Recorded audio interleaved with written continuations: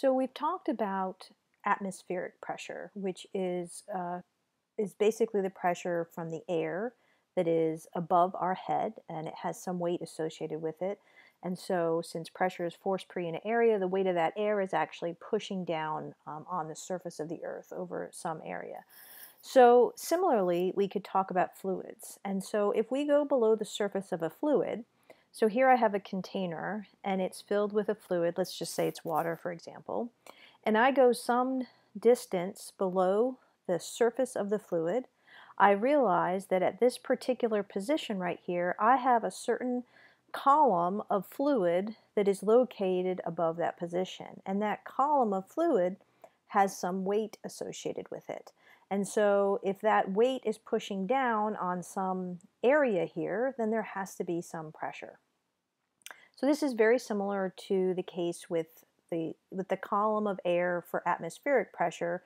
If we look at the weight of that column of air, then that would tell us that force and then per unit area. So here, as this column of the fluid gets bigger, so if it moved down further, it would be a bigger column, it would weigh more, there would be a greater force, and therefore there would be a greater pressure the further down that you go. And so it turns out that the pressure that is exerted on a particular object when it's placed in a fluid, that that pressure depends on the density of the fluid. So P is our pressure of the liquid, and it depends on the density of the fluid. So if this were water, it would depend on the density of water.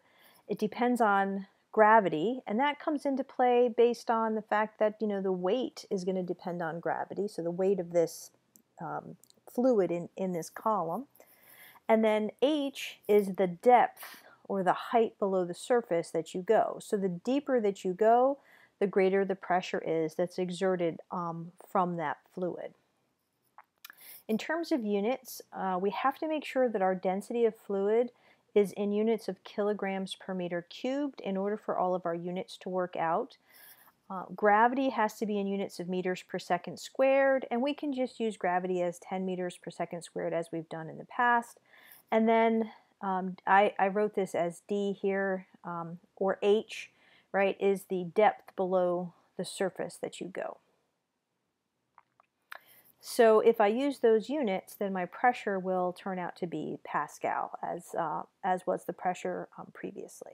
So we're going to look at a simulation and we're going to see how the pressure changes with depth. Before we do that though, let's just do a quick calculation. And I guess even before I do that, here's an example of a water tower.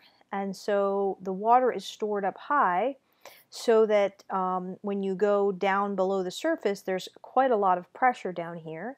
And so when water needs to be sent out to the town, you actually get water pressure at your faucet because of the fact that the water has been raised up to some height, and then you're below that surface where there is some pressure. So let's consider an example. So what is the liquid pressure 1 meter below the surface of fresh water?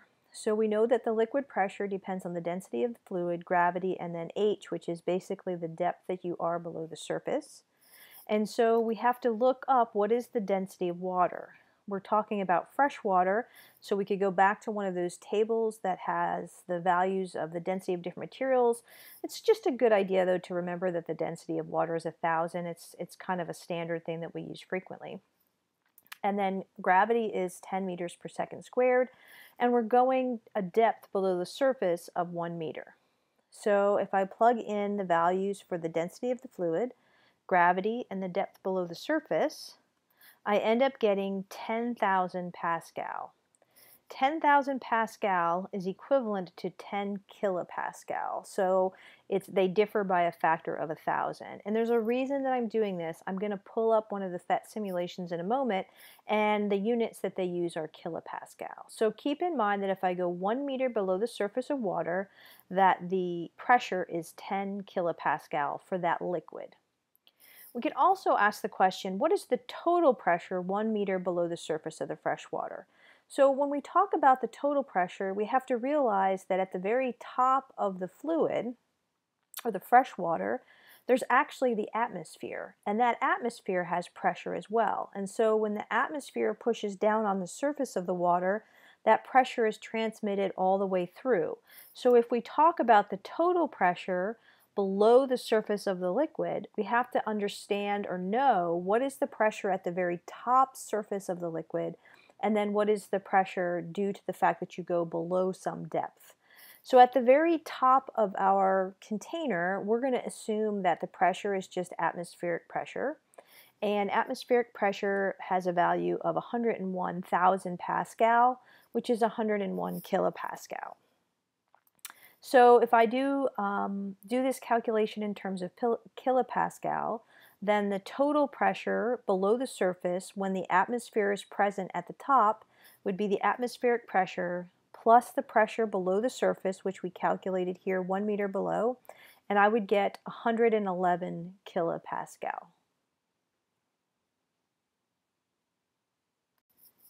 So I have one of the PhET simulations pulled up here, and we're going to go ahead and we're going to measure the pressure 1 meter below the surface.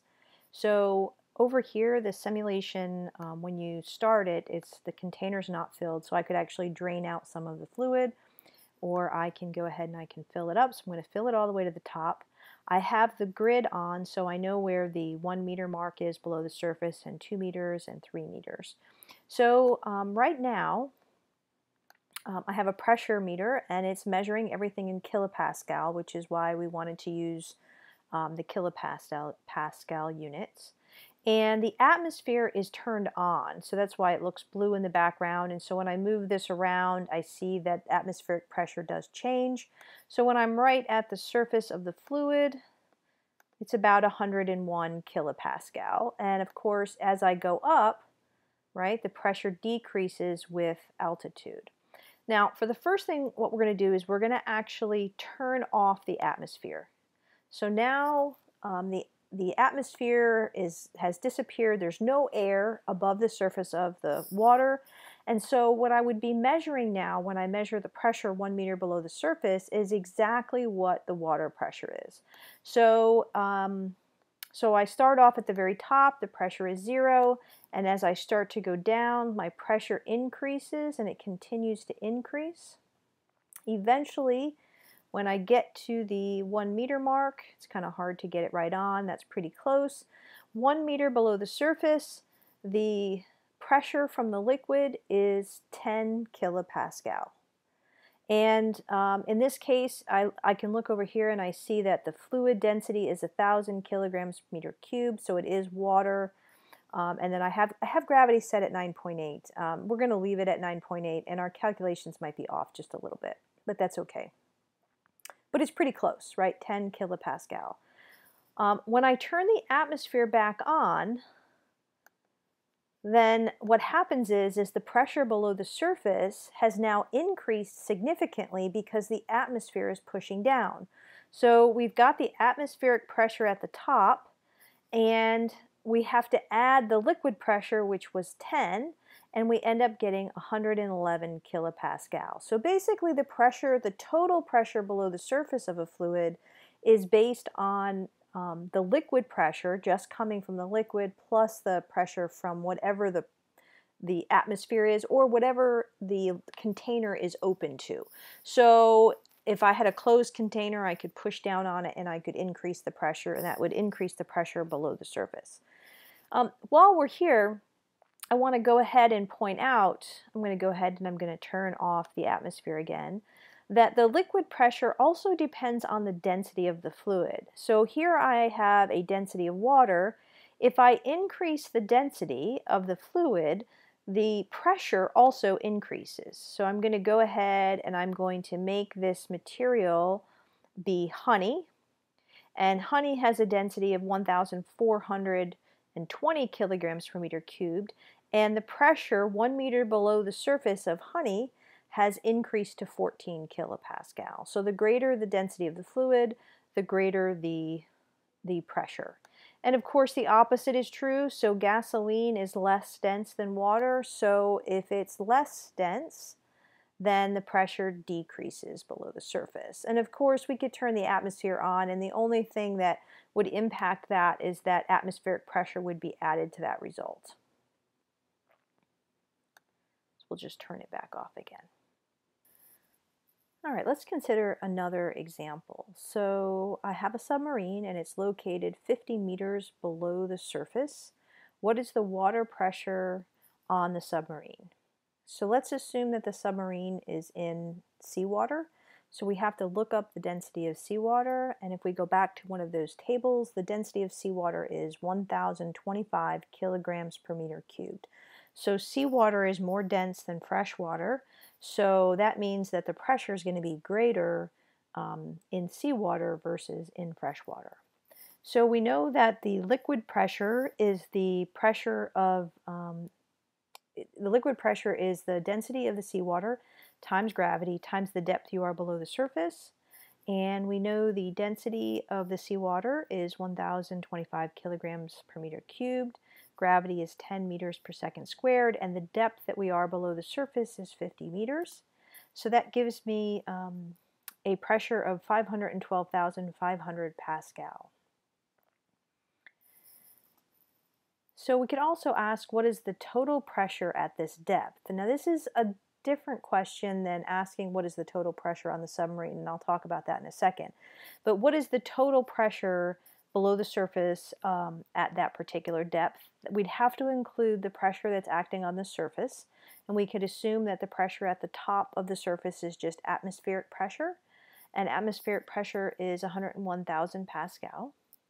So the total pressure is the pressure at the top plus that's acting on it from the atmosphere plus the liquid pressure from that column of the liquid that's there. And so we know that atmospheric pressure is 101,000 Pascal, and we know the liquid pressure just from the liquid all by itself is 512,500 Pascal. So if we add that together, the total pressure is 613,500 Pascal. That would be the total pressure at that depth. That doesn't actually mean that that's the total pressure that's acting on the submarine. And the reason for that is because inside the submarine, there would have to be some pressure inside there. I mean, if it's a submarine and people, sailors are inside the submarine, then there has to be some pressure in there that's probably pretty close to atmospheric pressure. So you've got atmospheric pressure inside the submarine causing a force sort of outward, and then you've got this pressure on the outside pushing in, this 613,500 Pascal, which is causing the pressure on the outside. And so similar to the Magdeburg spheres, you've got less pressure inside, more pressure outside, so you'd have a pretty big force pushing on the outside of the submarine. So one way that we can actually see that pressure changes with depth is by looking at fluid as it leaves a container at different depths. And so at the very bottom, you can put holes. So this is just a water bottle, and you can put little pinholes in it, and you can actually use toothpicks to hold it in place, and then you can release them, and then the water comes out. And you can definitely tell, it's a little harder to see the bottom one, but you can definitely tell that the pressure at this location, which is lower than the top location, that the pressure has to be greater because the water is leaving at a greater speed, right? It's traveling further out, where this one is just kind of going out and then dribbling down. So you can see that. This picture over here on the left is actually a better picture, and this is actually a physics demonstration, so it's made for this purpose. But you can see that if you follow I'm not going to look at the lowest one, but if I look right here where the water comes out, it's traveling a really far distance. The next one up is not traveling as far, so it's not traveling as fast, which means the pressure is less. And at the very top, we have even less pressure. So this is just a demonstration that shows pressure with depth.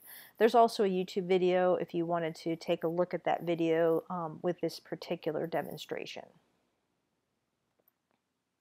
So the fact that pressure changes with depth actually helps us to understand over here on the left why we would build dams the way that they're built. So it turns out, let's just look at these two pictures first, that you can have a dam that is built that has a very large lake, contains a lot of water, but it's very shallow.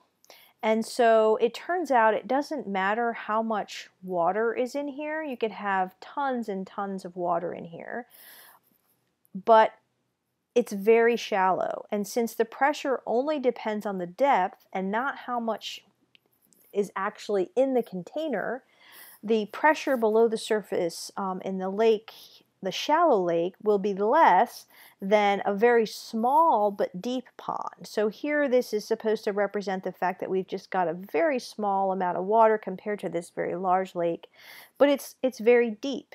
And even though there's not as much water here, the fact that it goes further down means that the pressure is going to be greater. So when we build a dam, the dams are typically built to be wider at the bottom in order to account for the larger pressure at the bottom, and then they will be sort of smaller at the top. So here's another picture of that where you've got more pressure at the bottom and the pressure decreases as you go up. But it doesn't matter how much fluid you have inside here. The pressure only depends on the depth that you go. It also doesn't matter what the shape of the container is. So here is an example where you've got a number of different types of containers. You've got a tube that basically is pretty wide. I've got one that's more narrow, and then I've got one that has sort of some bulbs in it. But this is a continuous container, so if I put fluid in here, it actually goes down, it can travel through the bottom, and then it can fill up the other containers. And one of the things that we notice is that they are all at the same level. And the reason that they're all at the same level is because the pressure down at the very bottom is the same everywhere. And so if you go below the surface of each one of these, regardless of the shape of the container, the pressure is the same. So if I went to a depth right here, and then I went to a depth right here, and then I went here and here on the other side, all of the pressure would be exactly the same regardless of the shape. So there's actually another video that you could watch for this if you wanted to see this demonstration. It's kind of a longer video, but if you go to around the 10-minute 11-second mark, it'll show this particular demonstration.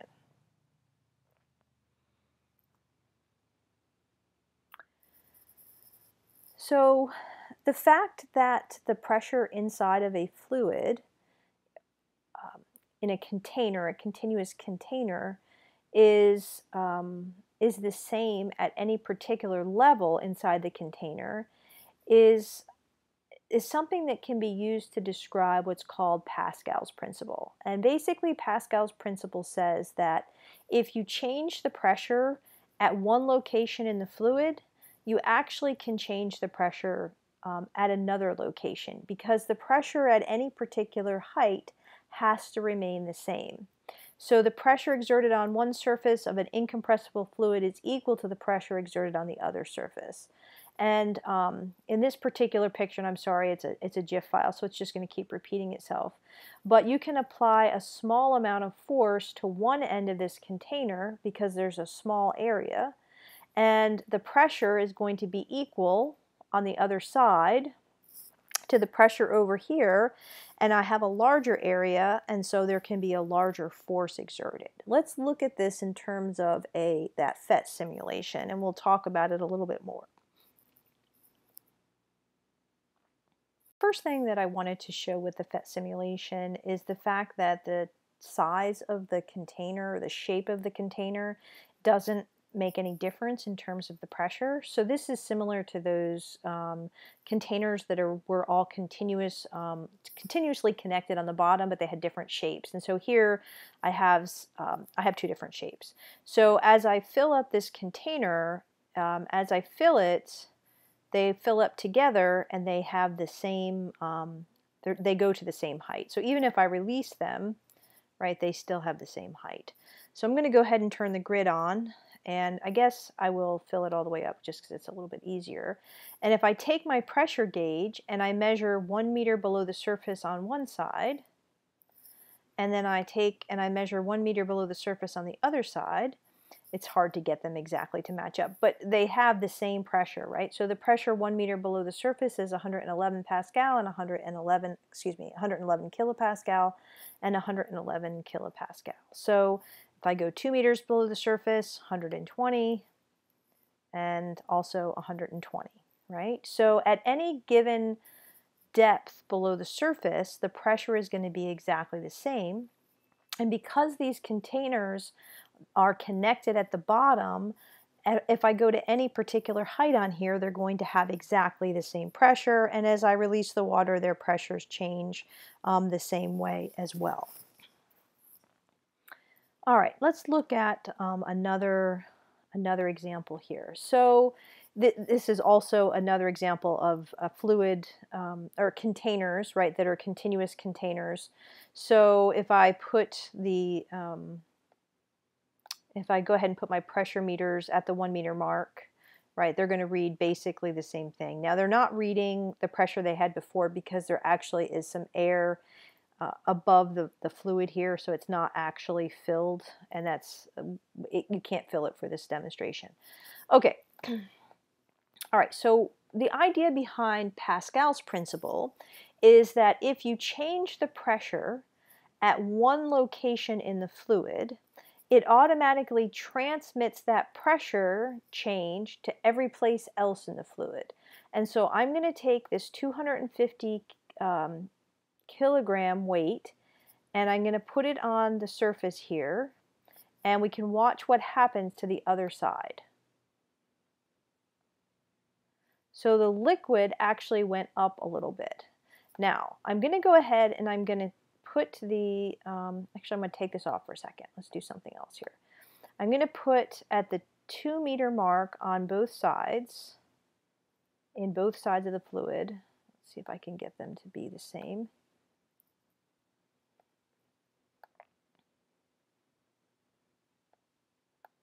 It's very hard to, there we go. Okay, so they're both lined up at the 2 meter mark.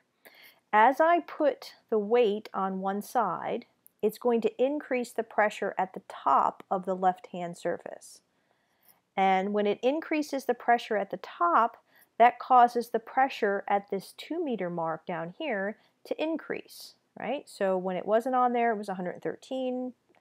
Now it's 114 something. But what I notice is that the pressure over on the right-hand side has also increased the same amount. Now, in order for the pressure on the right-hand side to increase, because I don't have a weight on the top surface, the liquid had to rise so that I'm now further below that surface, which is open to the atmosphere. And so I can do the same thing, and I can add another one, and this will rise even more, but the pressure that changed on the left-hand side is also changing on the right-hand side. And finally, I'll add that last one. Right, and I can significantly increase the pressure, and I'm causing this fluid to rise up on the other side. But the point is that first, that if you change the pressure in one location in a continuous fluid, that the pressure is going to be changed at all locations in that fluid. So what has to be true is at any given height, the pressure has to be the same in both of these fluids. So at the 2 meter mark, if I'm at the 2 meter mark over here, both of those pressures have to be exactly the same. And if I were to go right here on the surface and I would go up, I don't think I can get it exactly the same, but right there somewhere, right where they're at the same height. Actually, let's do this. Let's put those in there. I'll put more lines in there. So if I line them up now on this other line, right, they have to have exactly the same pressure as well. Okay, this is PSI. It's just a different unit, but I just wanted to show this with the different lines on here. So changing the pressure at one location in the fluid changes the pressure at all locations in the fluid, and we can use that to our advantage. So let's see how we can actually use this idea of Pascal's principle to our advantage. So we know that if we change the pressure at any point in an enclosed fluid, that pressure change is transmitted to basically all the other points in the fluid. And this actually also applies to gases as well, although liquids are typically the ones that are used. So if we look at the picture that we have below, we have a liquid that's in a closed container, and similar to the PhET simulation, we've got basically like these pistons that are on the top. So you can imagine these yellow pieces are movable if we wanted them to be. And so we can take, and we have a small area on the left-hand side, and there is a 10 kilogram mass on that location. And on the other side over here, the area is actually 50 times as big. It may not look that way, but in this picture it's 50 times as big. And I have a 500 kilogram weight on this side. So 500 kilograms is 50 times as big as the 10 kilograms over here. And so the idea behind Pascal's principle is that the pressure at any particular depth in this continuous fluid has to be the same. So if I go to the pressure at the bottom over here and I go to the pressure at the bottom on the other side, it has to be the same. If I go to the left side and I go and I measure the pressure here, it has to be the same as the pressure here. And so certainly right at that surface where the water touches this piston on the left-hand side, it has to equal the same pressure on the right-hand side. And we know that by definition, pressure is force per unit area. And at the very top of this surface, the pressure that's acting on this is coming from this weight, this 10 kilogram weight. So there is a weight here that experiences, that causes a force. So there's a force on the left-hand side, and there's an area on that side. So on the left-hand side, there is some pressure from the force being exerted from the weight divided by the area. And on the right-hand side, there's also a pressure, but the pressure has to be the same. So the ratio of the force per unit area has to be the same. It's a different force because it's a different area. So the larger the surface area is, the greater the force that you can have acting on it. And so these are actually used. So in that previous picture, that GIF file that was it was repeating itself, there was a small amount of force. Actually, I'm going to go ahead and go back. There's a small amount of force that's being applied to the small area, and yet we can lift a larger vehicle because I have a large area and a larger force, right? So, but the ratio of the force per unit area, small force, small area, large force, large area, is the same.